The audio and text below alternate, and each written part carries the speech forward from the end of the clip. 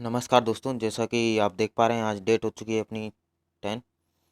तो स्टार्ट करते हैं आज का करंट अफेयर का वीडियो। चलते हैं अपने पहले क्वेश्चन की ओर।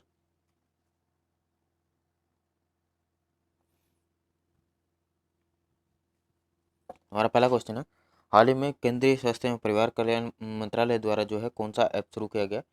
तो यहाँ पे जो है हाल ही में जो केंद्रीय परिवार एवं कल्याण मंत्रालय ने जो है ये दोनों ऐप चालू किए हैं। ठीक है, तो इसका आंसर जो है वो थर्ड है। तो इसके बारे में आपको कुछ बता देना चाह रहा हूँ। तो ये हाल ही में 7 मई को जो है इनको जो है शुरू किए गए हैं। 7 मई 2020। ठीक है, 7 मई 2020 को ये दोनों ऐप शुरू हुए। इसके अलावा ऑप्शन 1 की ओर चलते हैं। ये आयुष संजीवनी ऐप क्या है और ये क्या कर सकती है, इसके बारे में थोड़ा जानते हैं। तो आयुष संजीवनी ऐप जो है वो आयुष मंत्रालय द्वारा, ठीक है, आयुष मंत्रालय द्वारा और इलेक्ट्रॉनिक सूचना प्रौद्योगिकी मंत्रालय, कौन सा, ministry of electronics and information technology द्वारा जो है विकसित की गई है। और इस ऐप के बीच में जो है अभी जो आयुष संबंधी जो सिफारिशें हैं और विभिन्न कदमों पे जो स्वीकार्यता है और तथा उपयोग के साथ जो कोविड-19 जो अभी चल रहा है, कोविड-19 जो महामारी चल रही है, उसमें जो कई प्रकार के डेटा हैं वो या उनसे संबंधित जो जानकारी हैं, इन सबको जुटाने में ये जो है आयुष संजीवनी वो हेल्प करेगी। ठीक है, तो अभी हाल फिलहाल इसके यूजर्स की बात कर लें तो इसके यूजर्स जो हैं अभी 50 लाख के आसपास हैं। 50 लाख के लोगों को, सॉरी, 50 लाख के आसपास नहीं है, अभी 50 लाख को इसको पहुंचाने का भी कम से कम मिनिमम एक टारगेट रखा गया है। क्योंकि ये अभी कल ही स्टार्ट हुई है तो इसका जो मिनिमम टारगेट रखा गया है वो 50 लाख लोगों को तक पहुंचाने का इसका मिनिमम टारगेट रखा गया है। और अगर बात कर लूँ ऑप्शन सेकंड की, तो ऑप्शन सेकंड में जो है रोग निर्धारक के रूप में जो है, ठीक है, इसका उपयोग जो है किया जा रहा है ताकि मानक उपचार जो है, जो कोविड-19 जो चल रहा है उसका उपचार जो है आयुर्वेद के सहयोग से किया जाए। ये इसका प्रमुख मोटिव है। ठीक है, ये बाकी लोगों के लिए नहीं है अभी हाल फिलहाल तो, लेकिन जिस हिसाब से रिसर्च चल रही है उसके हिसाब से ये ऐप जो है आगे बढ़ता जाएगा। ठीक है, तो इसका एकमात्र जो लक्ष्य रहेगा वो ये रहेगा कि इस कोविड-19 का जो है वो उपचार किया जाए, वो भी आयुर्वेद के जो किस तरह से अपन सहयोग ले सकते हैं उसका इस्तेमाल करके। ये यहाँ पे आयुष संजीवनी ऐप का एक पोस्टर देख पा रहे हैं आप। तो नेक्स्ट क्वेश्चन हमारा, सुंदरवन किस राज्य में है। तो यहाँ पे आप चार ऑप्शन देख पा रहे हैं, बिहार, पश्चिम बंगाल, मिजोरम, मणिपुर। तो इसका जो आंसर है वो पश्चिम बंगाल है। सुंदरवन जो है वो पश्चिम बंगाल स्टेट में पड़ते हैं। ठीक है, यहाँ पे स्क्रीन पे आप एक तस्वीर देख पा रहे होंगे जिसमें नीचे की ओर जो हरा हरा आपको एरिया दिखाई दे रहा है, ये पूरा एरिया जो है वो सुंदरवन से घिरा हुआ है। और ये जो भारत में बात करूँ तो भारत में सुंदरवन जो मैग्रोव वन है उसका एरिया जो है 2500 मैग्रोव वन। ठीक है, भारत में मैग्रोव वन, इसका एरिया जो है 2585 वर्ग किलोमीटर तक फैला हुआ है। और इसमें सुंदर टाइगर रिजर्व और दो, इसके अलावा जो दक्षिण में 24 परगना डिवीजन जो है शामिल है। ठीक है, तो अभी जान ये वाली बात ये है कि अभी ये चर्चा में क्यों आया है सुंदरवन, अभी चर्चा में क्यों आया, चर्चा में क्यों है, चर्चा में क्यों है ये। ठीक है, ये अभी जानने वाली बात है। तो दोस्तों अभी ये चर्चा में इसलिए है क्योंकि अभी हाल फिलहाल जो है पश्चिम बंगाल विभाग ने, पश्चिम बंगाल का जो वन विभाग है उसने बताया कि सुंदरवन में बाघों की संख्या, किसकी, बाघों की संख्या जो है, बाघों की संख्या जो है वो बढ़ गई है। ठीक है, और ये कितनी हो गई है, ये 88 से लेके जो है 96 पहुंच गई है। 88 कब थी, 88 2018-19 में थी। ठीक है, और ये जो 96 है वो 19-20 में है। और इसके अलावा जो है मैं बात कर लूँ कि दो क्षेत्र में जैसे आपको बताए, एक तो है जो परगना डिवीजन क्षेत्र दक्षिण में, और इसके अलावा जो है सुंदर टाइगर रिजर्व, इसके 4 डिवीज़न है, ठीक है। एक तो दक्षिण में जो है 24 परगना, एक क्षेत्र का नाम है 24 परगना, और इसमें जो है 24 परगना डिवीज़न में 23 बाघ हैं, 23 टाइगर हैं। और इसके अलावा सुंदर टाइगर रिजर्व में Sundarban tiger reserve, Sundarban tiger reserve में जो है वो टोटल 73 हैं, यानी कि जो टोटल मिला के जो इनका एडिशन हो जाता है वो हो जाता है 96, ठीक है, जैसा कि अभी पश्चिम बंगाल विभाग ने जो है बताया था उसके हिसाब से, ठीक है। चलते हैं अपने अगले क्वेश्चन की ओर। अगला क्वेश्चन है कि भारत में स्थित सुंदरवन जो है वो यूनेस्को की धरोहर का स्थल, धरोहर में मतलब यूनेस्को ने जो इसको जो है धरोहर स्थल कब घोषित किया, तो इसका जो आंसर है वो 1987, ऑप्शन बी जो है इसका आंसर है, ठीक है। तो इसके अलावा दोस्तों जो है मैं आपको एक सुंदरवन के बारे में कुछ और जानकारी दे देता हूँ। तो जैसा मैंने अभी पिछले क्वेश्चन में बताया, जो सुंदरवन है पश्चिम बंगाल के उत्तर में और दक्षिण में जो है 24 परगना जिले, 24 परगना जिले, ये एक जगह का नाम है 24 परगना। इस जिले के 19 विकास खंडों में जो है फैला हुआ है, ठीक है। और बात करूं कि किस किस कंट्री फैला है, तो ये 2 कंट्रियों में शामिल है, ठीक है। एक भारत है, दूसरा बांग्लादेश है, बांग्लादेश, बांग्लादेश में भी फैला हुआ है। और इस जंगल की एक बहुत अजीब सी बात ये है कि ये पूरा का पूरा जो जंगल है वो दलदली एरिया में फैला हुआ है, जो पूरा पूरा एरिया है जो दलदली हो चुका, ठीक है। और यहाँ पर जो है एक ये जो आप नाम देख पा रहे हैं सुंदरवन, सुंदरवन क्यों पड़ा यहाँ का नाम, तो यहाँ पर जो है एक सुंदरी नामक वृक्षों के कारण जो है यहाँ पे एक वृक्ष पाए जाते हैं सुंदरी, ये वृक्ष का नाम है सुंदरी। तो ये जो सुंदरी नामक वृक्ष पाए जाते थे उनकी वजह से जो है इनका नाम जो है सुंदरवन पड़ गया है, ठीक है। और इसके अलावा जो है ये पूरा इसका जो एरिया है वो 19 9,000 9,630 वर्ग किलोमीटर में जो है फैला हुआ है। और ये जो गंगा ब्रह्मपुत्र डेल्टा का जो है हिस्सा है। और इसके अंदर मैं द्वीपों की बात करूँ, जो आइलैंड जिसको अपन बोलते हैं, टोटल आइलैंड जो है 104 हैं इसके अंदर, ठीक है। और यहाँ पर जीव जंतुओं की प्रजातियों की बात करूँ तो यहाँ पर जीव जंतु की प्रजातियाँ जो है 2,887 प्रजातियाँ जो है निवास कर रही है। तो जैसा कि अपन बंगाल टाइगर के बारे में जानते हैं, तो यहाँ पर जो रॉयल बंगाल टाइगर है, रॉयल बंगाल टाइगर जो है उसमें भी एक बहुत अजीब सी एक बेहतरीन खासियत ये होती है कि उसने जो है सुंदरवन में रहते रहते खुद को जो है जलीय परिस्थितियों के अनुकूल जो है ढाल लिया है, जलीय परिस्थितियों के अनुकूल, जलीय परिस्थितियों के अनुकूल जो है उसने खुद को ढाल लिया है। तो उसकी वजह से जो है वह रॉयल बंगाल टाइगर जो है वो तैर भी सकता है, ठीक है। रॉयल बंगाल टाइगर जो है वहाँ का तैर सकता है, वो स्विमिंग कर सकता है अपने बचाव के टाइम या शिकार करते समय। अगला क्वेश्चन है हेलीकॉप्टर मनी की अवधारणा किस शास्त्री के द्वारा दी गई थी, तो इसका जो आंसर है वो है मिल्टन फ्रीडमैन। तो यहाँ पे एक शब्द आया कि ये हेलीकॉप्टर मनी जो है वो क्या है, क्या अवधारणा है? इसके बारे में आपको थोड़ा बहुत बता दूं तो यहाँ पे एक आप फोटो देख पा रहे हैं, इसमें एक हेलीकॉप्टर है और उससे जो पैसा है वो ज़मीन पे आ रहा है।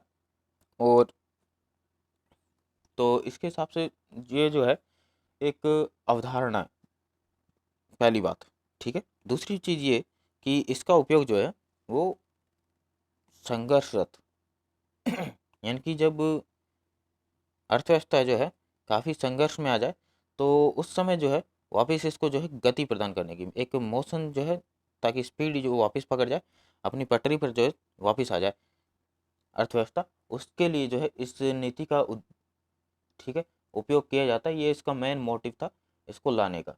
एक अपरंपरागत जो है मौद्रिक जो नीति उपकरण है ये।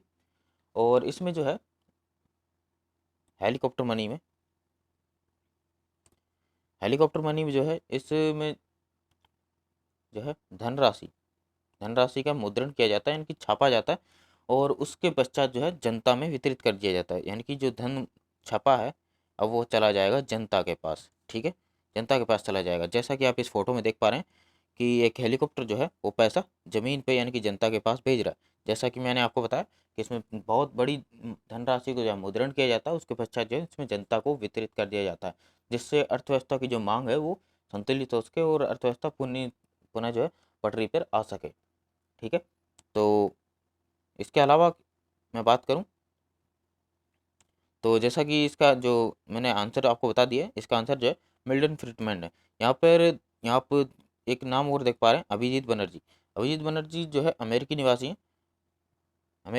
हैं, लेकिन ओरिजिन जो है इनका हिंदुस्तान है, और यह हिंदुस्तान है। हाल ही में इनको जो है नोबेल प्राइज़ मिला है। ये भी अर्थशास्त्री हैं, जाने माने अर्थशास्त्री हैं। ठीक है, तो इसके अलावा कुछ चीज़ें और है, जैसे आप इस फोटो में देख पा रहे हैं कि एक हेलीकॉप्टर से पैसा गिराना दिख रहा है। तो इसमें जो मिल्टन फ्रीडमैन ने इस शब्द का इस्तेमाल जो है एक, जैसा मैंने आपको बताया कि इसका उपयोग जो उद्देश्य जो मेन मोटिव रहा है वो यही रहा है कि एक संघर्ष अर्थव्यवस्था को जो है पुनः वापस जो है ट्रैक पे लाने के लिए जो है अप्रत्याशित रूप से जो है धन की डंपिंग करने के लिए किया जाता है। ठीक है, तो हाल ही में इस तरह की नीति के तहत जो है केंद्रीय बैंक, जो आप ऊपर एक नाम देख पा रहे हैं, केंद्रीय बैंक जो है उसके माध्यम से धन की आपूर्ति जो है आपूर्ति की जो है प्रत्यक्ष रूप से बढ़ाता है, और उसके पश्चात जो है जनता में नकदी का वितरित करता है। ठीक है, तो बात खत्म हुई यहाँ पे हेलीकॉप्टर मनी की। अब चलते हैं अपने अगले क्वेश्चन की ओर। अगला क्वेश्चन है हमारा कि रविंद्रनाथ टैगोर का जन्म दिवस जो है वो है कब आया था। ठीक है, अभी हाल ही में जैसा कि अपन जानते हैं रविंद्रनाथ टैगोर की जयंती जो है गई है। तो इसका जो आंसर है वो है 7 मई, 7 मई 1861। ये इनका जन्म दिवस है। 7 मई को अपन ने पूरे देश भर में जो है 159वीं इनकी जयंती 159वीं जयंती मनाई गई। पूरे देश भर ने इनकी 159वीं जयंती मनाई। और रविंद्रनाथ टैगोर की जो जन्म की बात करूं तो इनका जो जन्म है वो ब्रिटिश के टाइम पे जो है बंगाल प्रेसिडेंसी थी। बंगाल प्रेसिडेंसी सॉरी प्रेसिडेंसी थी। तो वहाँ पर इनका जो है जन्म हुआ था। ठीक है, तो आज के टाइम पे अपन इसको जो है कलकत्ता के नाम पे जानते हैं। कोलकाता या कलकत्ता, कोलकाता, कोलकाता के नाम से जो है आज के टाइम पे अपन इसको जो है जानते हैं।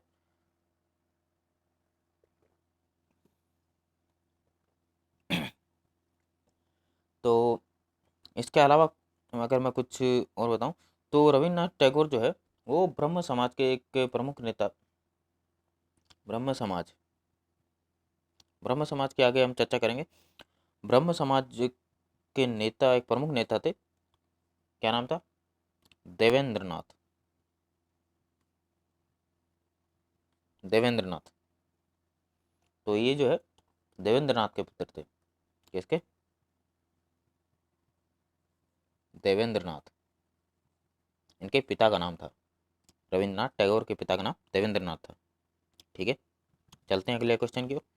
यहाँ पे आप एक स्क्रीन पे आप तस्वीर देख पा रहे हैं, ये रविन्द्रनाथ टैगोर की है। ठीक है, नेक्स्ट क्वेश्चन हमारा, ब्रह्म समाज की स्थापना जो है किसने की थी? तो इसमें आप 4 ऑप्शन देख पा रहे हैं। तो पहला ऑप्शन जो है वो रविन्द्रनाथ टैगोर है, जो कि सही नहीं। दूसरा ऑप्शन जो है सत्यनाथ है। तीसरा ऑप्शन द्विजेंद्रनाथ है। चौथा ऑप्शन देख पा रहे हैं हम राजा राम मोहन राय। तो इन्होंने जो है ब्रह्म समाज की स्थापना की थी। इसके अलावा आप 3 ऑप्शन देख पा रहे हैं, तो इनके बारे में मैं कुछ बता दूं आपको। तो यहाँ पर जो है ये पहला ऑप्शन, सॉरी सेकंड ऑप्शन जो है सत्येंद्रनाथ।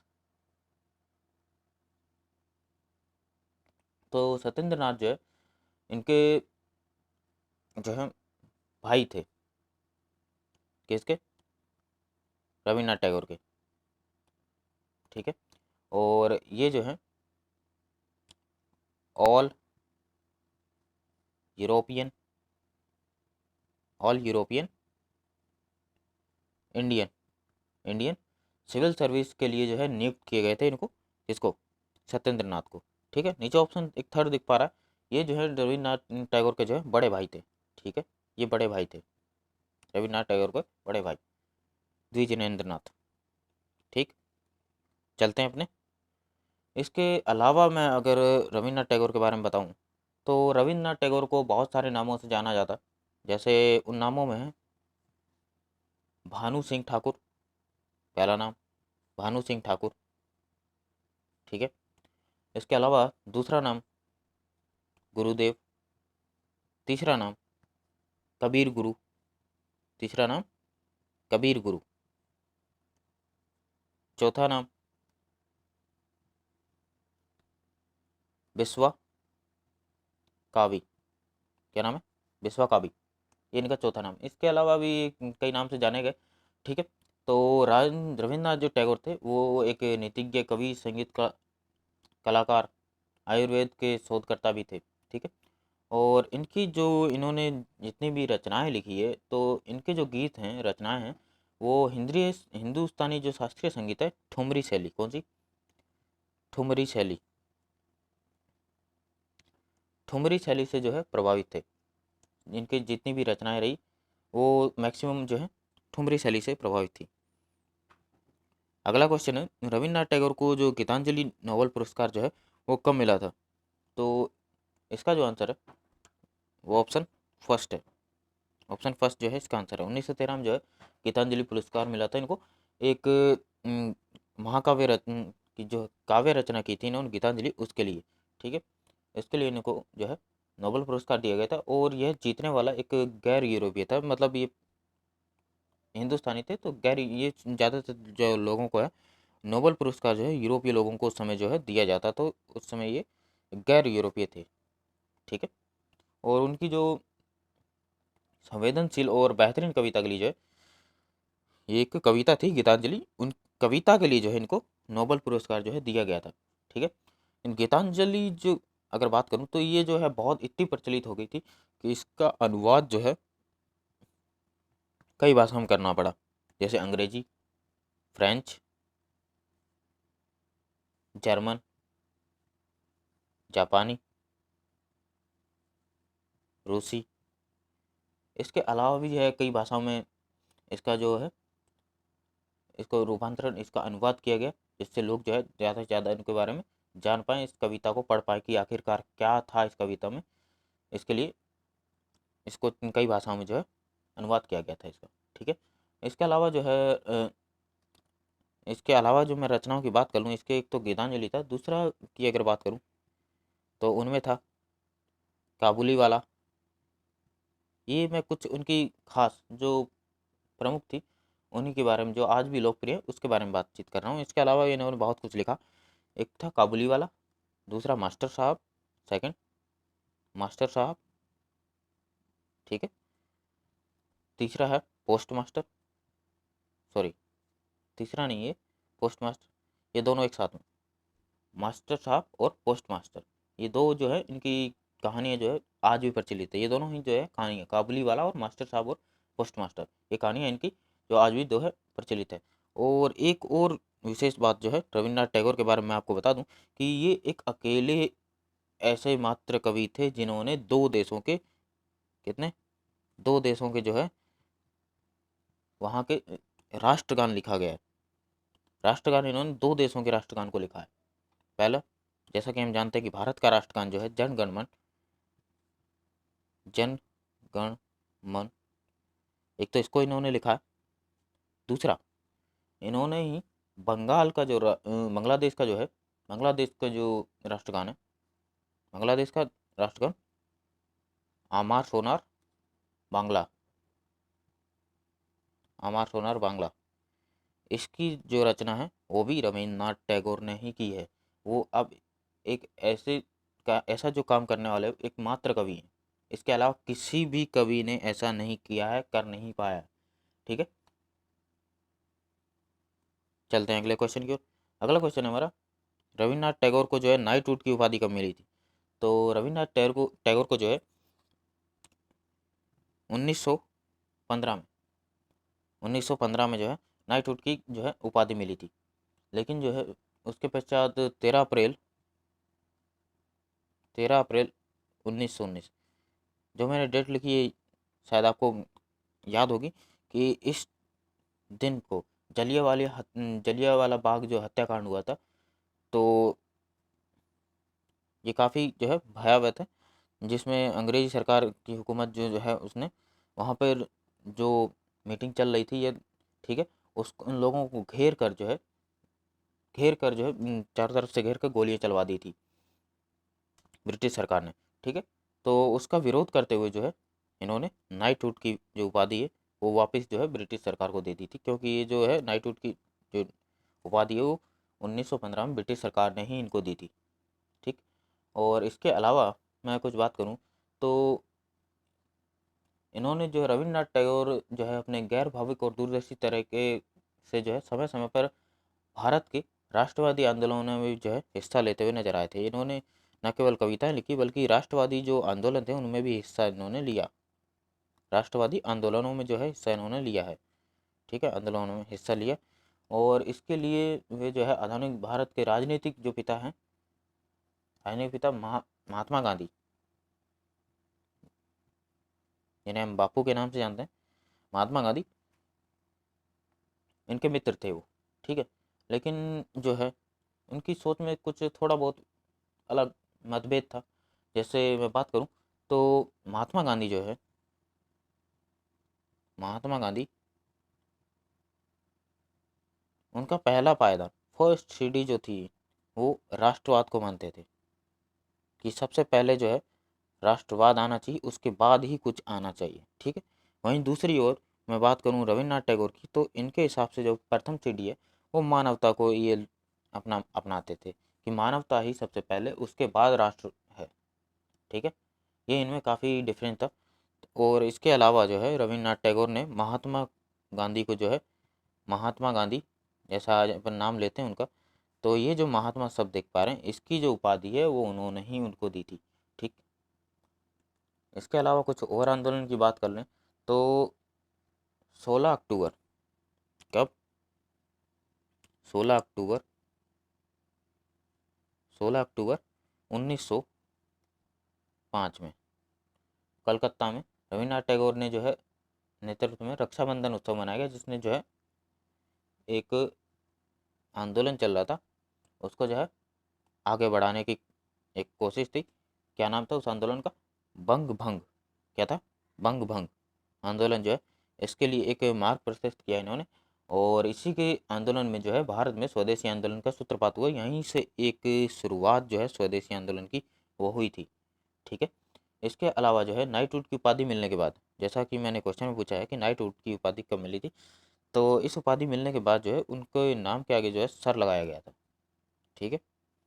और इन्होंने, इनकी मृत्यु की बात करें, देहांत की बात करें तो 7 अगस्त 1947 1947 को जो है कलकत्ता में ही इनका जो है देहांत हो गया था, ठीक है। चलते हैं अगले क्वेश्चन की ओर। अगला क्वेश्चन है AIIB का जो प्रारंभ है वो कब हुआ, ठीक है। तो इसका जो प्रारंभ है वो 2016 में हुआ है, ठीक है, 2016 में। तो यहाँ पे एक आप शब्द देख पा रहे हैं AIIB, तो मैं इसके बारे में बता दूं, इसकी फुल फॉर्म है एशियन इंफ्रास्ट्रक्चर, रुको मैं आपको लिखने से बेहतर है आगे इसका एक लोगो है मैं बता देता हूँ। यहाँ पे आप देख पा रहे हैं इसकी फुल फॉर्म, क्या है इसकी full form? Asian infrastructure investment bank, ये इसकी जो है फुल फॉर्म है, ठीक है। हिंदी में भी अपन इसको यही कहेंगे, एशियन इंफ्रास्ट्रक्चर इन्वेस्टमेंट बैंक, ठीक है। तो अभी ये हाल फिलहाल चर्चा में क्यों आ गया, तो चर्चा में इसलिए आ गया, पहले मैं इसके बारे में कुछ आपको और चीज़ बता देता हूँ, ठीक है। तो ये जो है एक बहुपक्षीय जो विकास बैंक है, पहली बात, ठीक है, जो एशिया और उसके बाहर जो है सामाजिक आर्थिक नतीजों को जो सुधार करने का जो एक मिशन कार्य इसने स्टार्ट किया है। और इसके मुख्यालय की बात करूँ, मुख्यालय जो इसका है, हेड ऑफिस जो है, हेड ऑफिस जो है इसका वो है बीजिंग में, बीजिंग में जो है इसका हेड ऑफिस है, ठीक है। और इसके अलावा जो है 2000, जैसा कि मैंने क्वेश्चन पूछ रखा कि इसकी जो स्टार्टिंग है वो कब हुई थी, तो इसकी स्टार्टिंग जो है 2016 में हुई थी। और इसके अगर वर्तमान में मैं कंट्री जो है सदस्य की बात करूँ तो हाल फिलहाल जो है इसके वर्तमान जो इसके सदस्य हैं वो 102 हैं। ठीक है, तो अब बात कर लेते हैं कि अभी ये चर्चा में क्यों आ गया। तो अभी ये चर्चा में इसलिए आ गया कि भारत और जो ये AIIB बैंक है, एशियाई इंफ्रास्ट्रक्चर इन्वेस्टमेंट बैंक है, इसने जो है कोविड-19 से निपटने के लिए महामारी जो है कोविड-19 कोविड-19 से निपटने के लिए जो है 500 मिलियन डॉलर 500 मिलियन डॉलर की जो है एक आपातकालीन उपायों स्वास्थ्य प्रणाली तैयारी परियोजना जो है इस संबंधित समझौते पर जो है हस्ताक्षर किए हैं। ठीक है, कौन सी है मैं आपको फिर बता देता हूँ। कोविड-19 आपातकालीन उपाय एवं स्वास्थ्य प्रणाली तैयारी परियोजना है।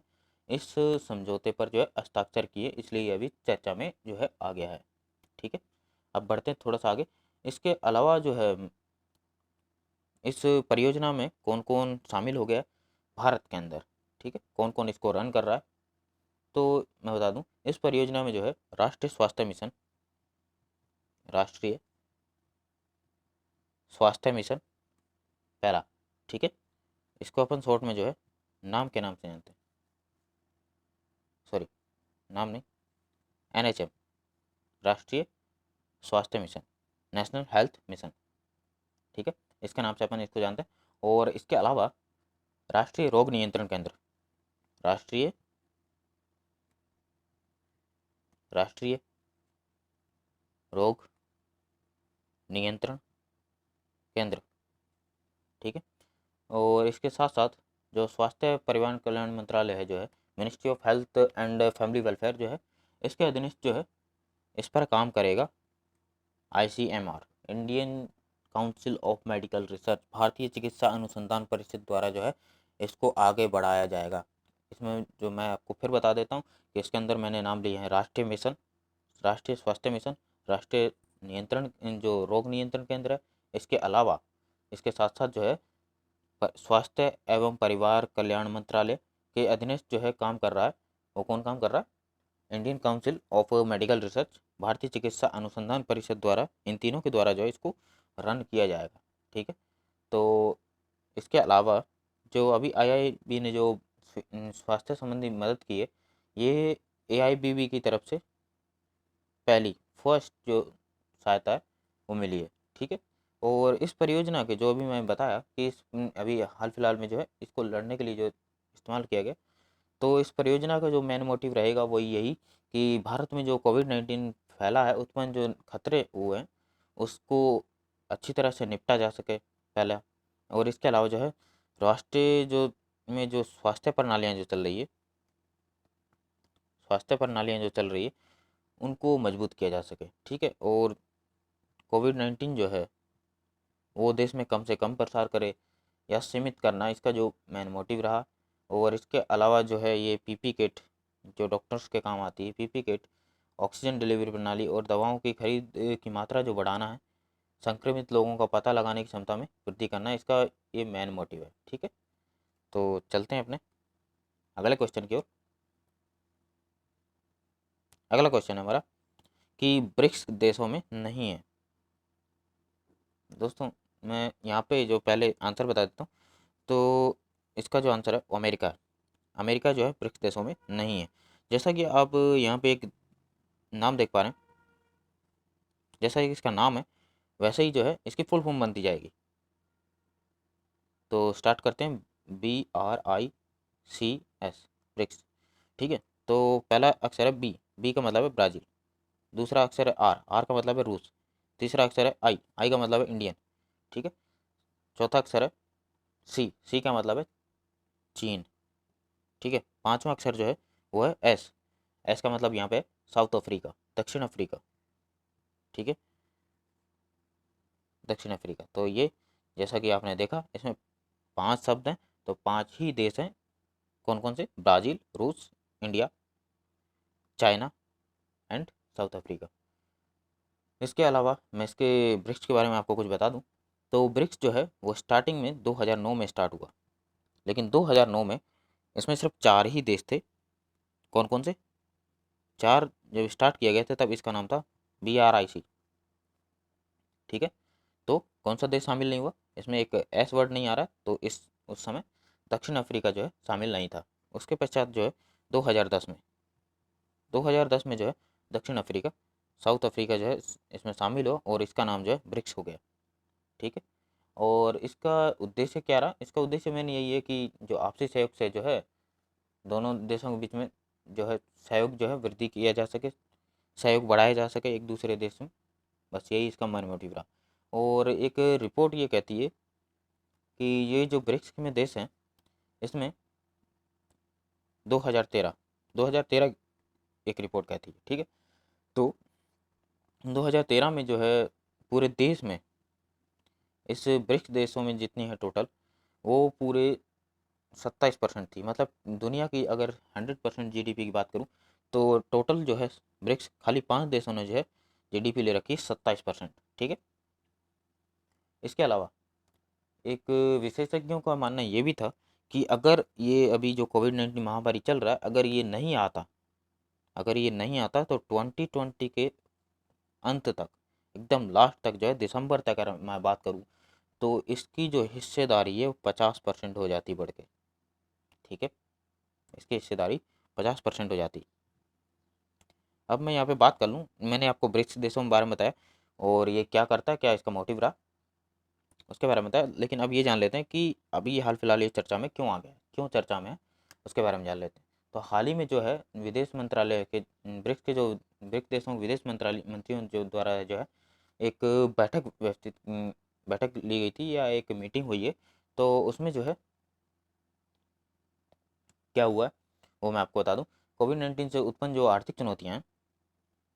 आर्थिक चुनौतियां जो है उससे निपटने हेतु एक समूह है, सामूहिक जो सहयोग है, सामूहिक सहयोग सामूहिक सहयोग की एक की तरफ जो है जोर देने की आवश्यकता है, ऐसा इसमें इस मीटिंग में जो है चर्चा की गई, ताकि जो है जल्द से जल्द ब्रिक्स देश जो है एटलीस्ट वो इस महामारी से जो है निपट सकें। ठीक है। तो इस बैठक में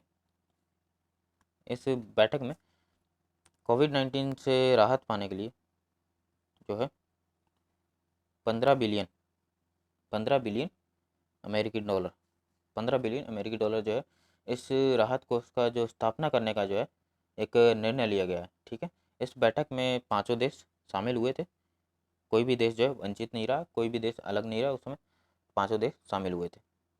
ठीक है।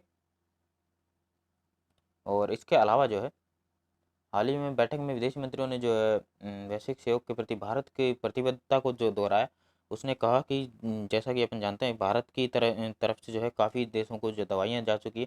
तो भारत ने ये कहा कि लगभग 85 कंट्रीज को जो है संक्रमण की रोकथाम के लिए जो दवा उपलब्ध कराने के बारे में जो है जानकारी इसने दी थी। ठीक है। चलते हैं अपने अगले क्वेश्चन की। अगला क्वेश्चन है हमारा, सख्त दायित्व सिद्धांत को निरर्थक कर दिया गया था कब? तो यहाँ पर मैं ऑप्शन की तरफ जाऊँ उससे पहले मैं आपको बता दूँ कि सख्त दायित्व सिद्धांत क्या है। ठीक है। तो सख्त दायित्व सिद्धांत कुछ ऐसा है कि अगर मान लो कि कोई कंपनी रन कर रहा है, एक कंपनी रन कर रहा है, एक कंपनी चला रहा है। ठीक है। तो अगर उसमें कोई भी आपदा आ जाती है, किसी भी आपदा आ जाती है, कोई भी आपदा आ जाती है। ठीक है। कोई भी आपदा आ जाती है तो उसमें जो है यदि औद्योगिक पदार्थों का रिसाव जो है किसी दुर्घटना या प्रकृतिजन्य कार्य द्वारा हो जाता है, तो ऐसे में जो है जो वो कंपनी थी जो वो कंपनी थी उसको जो है क्षतिपूर्ति यानी कि किसी भी प्रकार का कोई भी फाइन देने की आवश्यकता नहीं है। ठीक है। कोई भी फाइन देने की आवश्यकता नहीं पड़ती, उसको एक्ट ऑफ गॉड के तहत जो है मान लिया जाता है, उसको मान लिया जाता है कि ये प्रकृति की तरफ से हुआ, प्रकृति द्वारा हुआ, ये नेचुरल है, इस टाइप का जो है मान लिया जाता है। और इस सिद्धांत का जो उत्पत्ति है वो है 1868 में हुई थी, 1868 में हुई थी। और किसने की थी? इसको जो है रिलेट्स बनाम फ्लेचर के नाम से जानते हैं अपन। उस समय जो है रेडेट्स बनाम फ्लेचर रेडेट्स बनाम फ्लेचर के नाम से जो है इसको जाना जाता है। ठीक है। रेडेट्स बनाम फ्लेचर के नाम से इसको उस समय जाना जाता है। और इसको जो है सभी कम उस समय जो है आपदा से सभी कंपनियों को जो है छूट देता रहता था। तो अब ये जान लेते हैं कि पहले मैं आपको इसका आंसर बता दूं। इसका जो आंसर है वो है ऑप्शन फर्स्ट, 1986। 1986 जो है इसका आंसर है। तो अब बात कर लेते हैं कि अभी ये जो है चर्चा में क्यों आ गया है, क्यों इसकी ज़रूरत पड़ गई है, क्यों ये अभी चर्चा में आ गया है। ठीक है, तो जैसा कि अपन जानते हैं कि अभी एक दुर्घटना हो गई है विशाखापट्टनम में। ठीक है, विशाखापट्टनम में जो है एक दुर्घटना हो गई है विशाखापट्टनम में, कि वहाँ पर जो है एक स्टायरिन गैस जो है, कौन सी गैस, स्टायरिन, स्टायरिन गैस जो है लीक हो गई थी, जिसकी वजह से जो है काफ़ी लोग, करीब करीब 1000 लोगों के आसपास जो है हॉस्पिटलाइज करवाया गया, जिनको हॉस्पिटल में भर्ती करवाया गया। और कल तक के आंकड़ों के हिसाब से 10 से जो है 15 मौतें जो है हो चुकी है। ठीक है, करीब करीब इसमें 1000 लोग जो है हॉस्पिटलाइज हुए, 1000 लोगों को जो है हॉस्पिटल में भर्ती करना पड़ा है। तो इसी मामले के तहत जो है अभी विशाखापट्टनम गैस त्रासदी जो हुई है, उस मामले में जो एनजीटी है, नेशनल जो राष्ट्रीय हरित अधिकरण है, एनजीटी, नेशनल ग्रीन ट्रिब्यूनल, ठीक है, इसने जो है ब्रिटिश कालीन जो उसको जो है इस सख्त सख्त दायित्व जो सिद्धांत है उसके अंतर्गत जो है इसको ले लिए। तो मेरे को लगता है कि जहाँ तक मैं इस चीज़ को समझ पा रहा हूँ ये गलत हो जाएगा, क्योंकि इससे बाकी कंपनियों को जो है एक छूट मिल जाएगी, ताकि वो अगर कुछ बाई चांस कभी होता भी है कुछ, तो शायद कुछ एक्शन ना लिया जाए। तो अभी जो है उसको इस दायित्व में सख्त जो है दायित्व सिद्धांत को जो है उसमें ला दिया गया है। तो अब मैं बात कर लेता हूँ इसके निरर्थक करने की। तो सबसे पहले जो इसके निरर्थक जो है वो सर्वोच्च न्यायालय द्वारा किया गया था।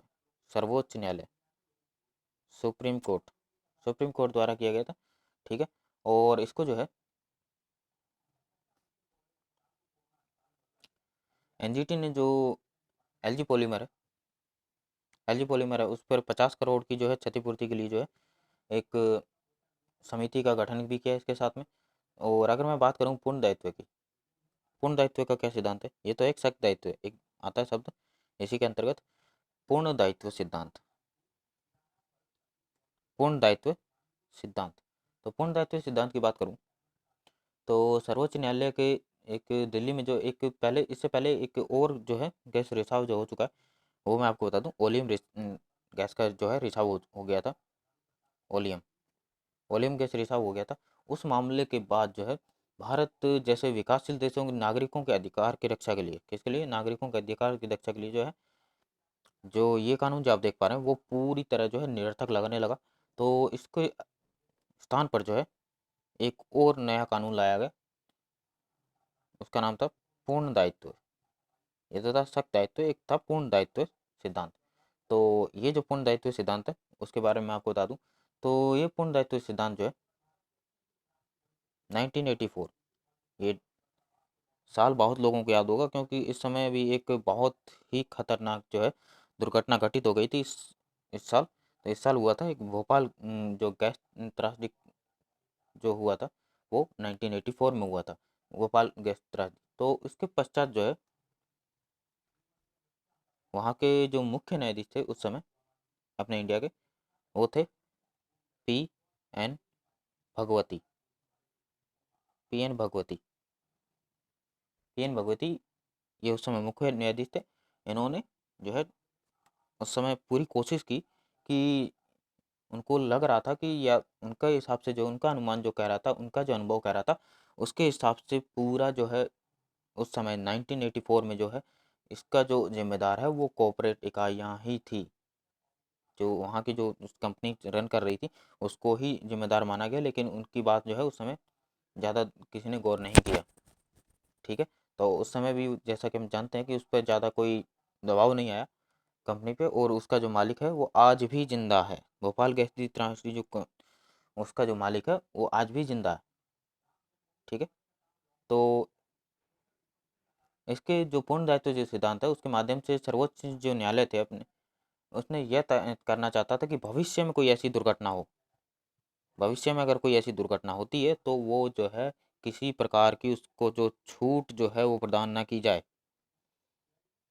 और इन इकाइयों को जो आवश्यक जो क्षतिपूर्ति की राशि के अवश्य ही वसूल की जानी चाहिए, जिससे वो आगे जो है ऐसी गलती जो रिपीट ना करे, कोई कंपनी जो है रिपीट ना कर पाए उस पर, ताकि जो है कि कोई भी कमी आ जाती तो अक्सर जो है कंपनियां वो छोटी मोटी कमी को जो है ये अपन जो है नज़रअंदाज जो करते रहते हैं, उसको जो है ना किया जाए।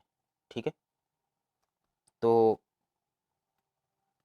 ये जो पूर्ण दायित्व सिद्धांत जो है लाया गया था, उसको अनुच्छेद 21 के तहत के अंतर्गत ही लाया गया था। अनुच्छेद 21 जो क्या कहता है, अनुच्छेद 21 किसके अंतर्गत लाया गया था, अनुच्छेद 21 का हिस्सा इसको मान लिया गया था। और अनुच्छेद 21 जैसा कि मैंने आपको पिछले वीडियो में एक बात की थी कि ये जीवन के अधिकार के रूप में जो है अपन जीवन का अधिकार और स्वतंत्रता का जो जीने का अधिकार है, उसके अंतर्गत अनुच्छेद जो है इक्कीस के अनुच्छेद 21 के अंतर्गत आता है। ठीक है, तो चलते हैं अपने अगले क्वेश्चन की ओर। अगला क्वेश्चन है, सेकतकार जो समिति है उसका गठन जो है कब किया गया था।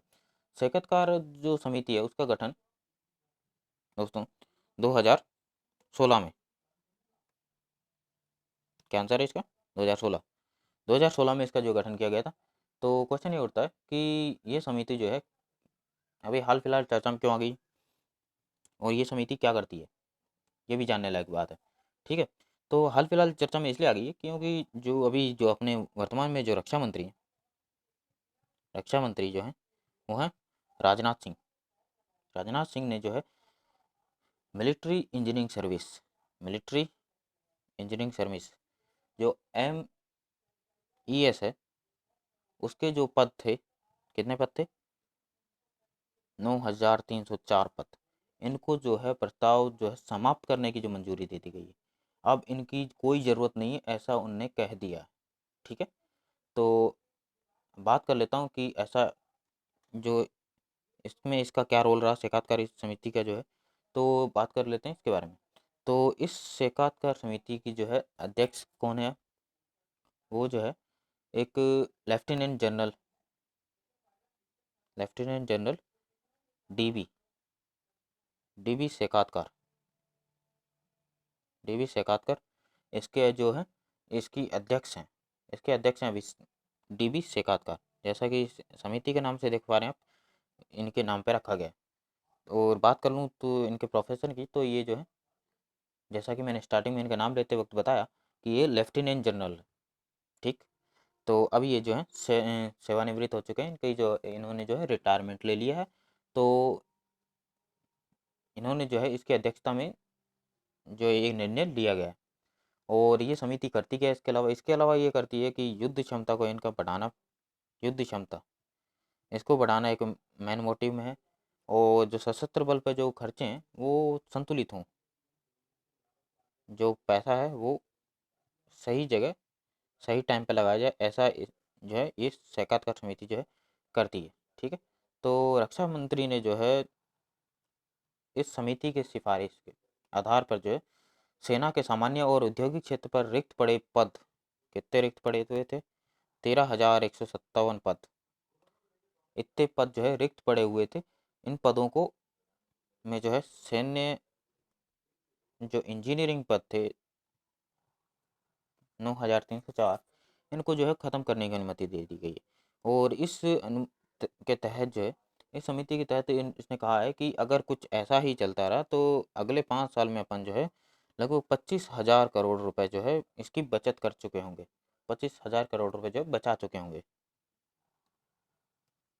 ठीक है, चलते हैं अपने अगले क्वेश्चन की और अगला क्वेश्चन है, जवाहरलाल नेहरू जो उन्नत अनुसंधान केंद्र की जो स्थापना वर्ष है वो कब है। तो पहले मैं आपको बता दूं कि ये जो जवाहरलाल नेहरू उन्नत अनुसंधान जो केंद्र है वो चर्चा में क्यों आ गया अभी हाल फिलहाल। तो इसके जो वैज्ञानिक हैं इसने अभी जो है एक किफ़ायती और ऊर्जा कुशल जो है wafer scale wafer scale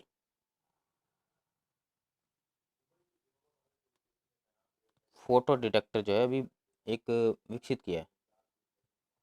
photo detector photo detector जो है इसने विकसित किया है। ठीक है, अब बात कर लेता हूँ इसकी स्थापना वर्ष की। तो इसकी स्थापना वर्ष है ऑप्शन फर्स्ट, 1979 में जो है इसकी स्थापना की गई थी। चलते हैं अगले क्वेश्चन की ओर। अगला क्वेश्चन है हमारा, हाल ही में ओलिव रिडले जो कछुए हैं भारत के कौन से समुद्री किनारे पे देखे गए?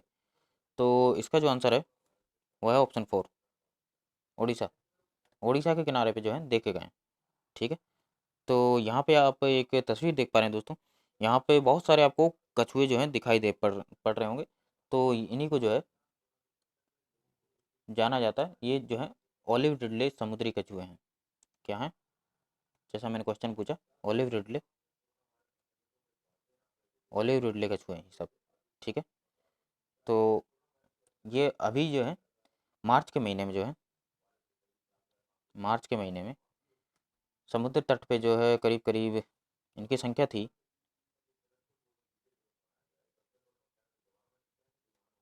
7,90,000, यानी कि करीब करीब इनकी जो संख्या थी वो 8 लाख के आसपास थी।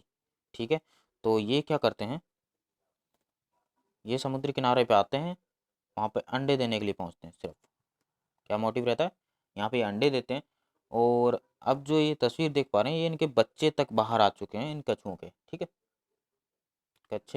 इनके कछुओं के जो है बच्चे बाहर आ चुके हैं। और अभी जो है हाल फिलहाल पूरा जो उड़ीसा तट है वो नन्हे कछुओं से जो भरा हुआ है, जैसा कि आप यहाँ पे देख पा रहे हैं कि कछुए ही कछुए आपको दिखाई पड़ रहे हैं यहाँ पे। तो अभी जो तट है पूरा इन्हीं से भरा पड़ा हुआ है। और इनके अलावा इनको जो है जाना जाता है ओ प्रशांत ओलिव रिडले समुद्री कछुए।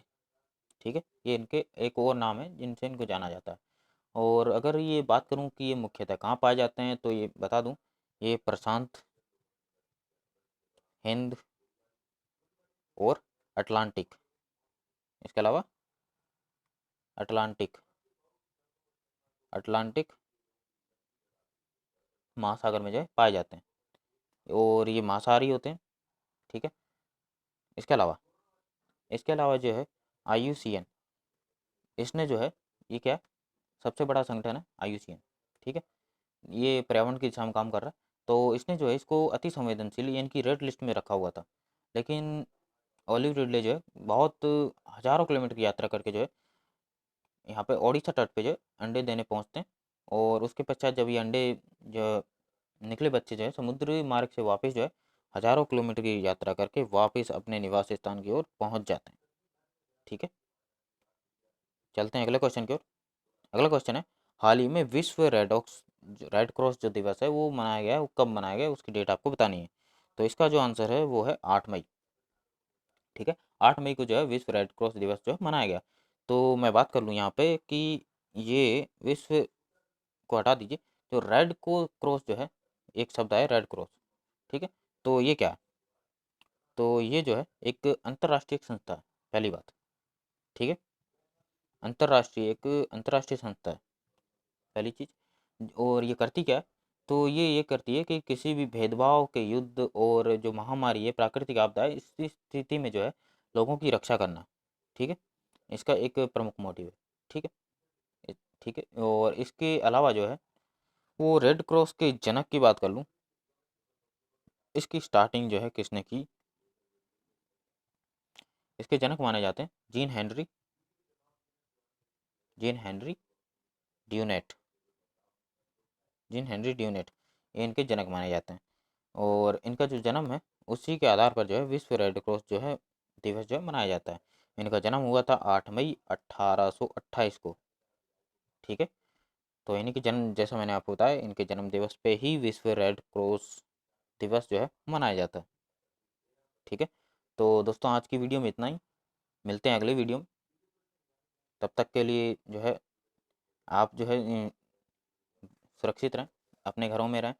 और आप जो है, अगर आपको मेरी वीडियोज बेहतर लग रही है, आपके किसी काम आ पा रहा हूँ मैं, तो आप जो है मेरे चैनल को सब्सक्राइब कर सकते हैं।